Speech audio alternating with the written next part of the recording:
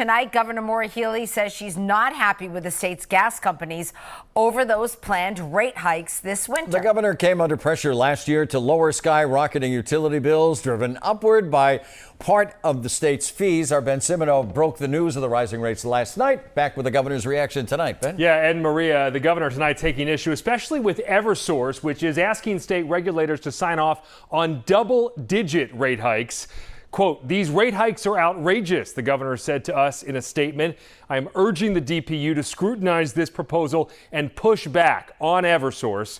We need to lower costs for families and businesses, especially as we head into winter." The gas companies, as I told you, filed the final piece of their winter rates with the state this week.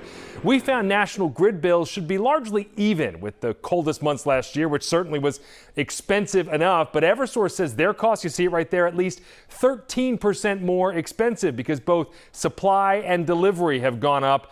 And so they are asking for that double-digit rate hike. Some customers could pay as much as 17% more.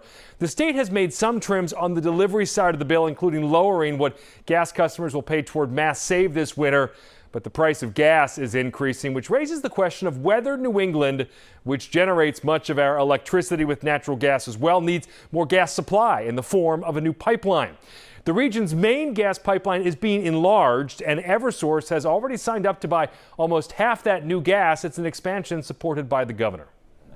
Eversource has agreed to buy almost half of that new gas that's going to come into New England by pipeline. Is that an indication that we need more gas to come into the region by pipeline? We are in a part of the country where we have supply constraints in order to bring gas into the region. We've relied on local delivery of liquefied natural gas, which can be very expensive and can be subject to global forces. When there's conflicts overseas, that impacts us here in New England. So it is absolutely true that if we can have more locally sourced supply, that can produce value for our customers.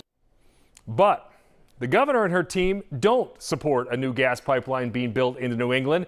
I asked the state's energy secretary, Rebecca Tepper, that very question last winter amidst all that customer outrage, and I didn't exactly get the same answer as Eversource. Listen. We have a huge natural gas surplus in Pennsylvania. Should there be a pipeline built into New England? Pipelines are, the issue that we have in New England is that there are, for a few days of the year, prices are high, maybe 7 days. You don't build a gigantic pipeline for 7 days a year.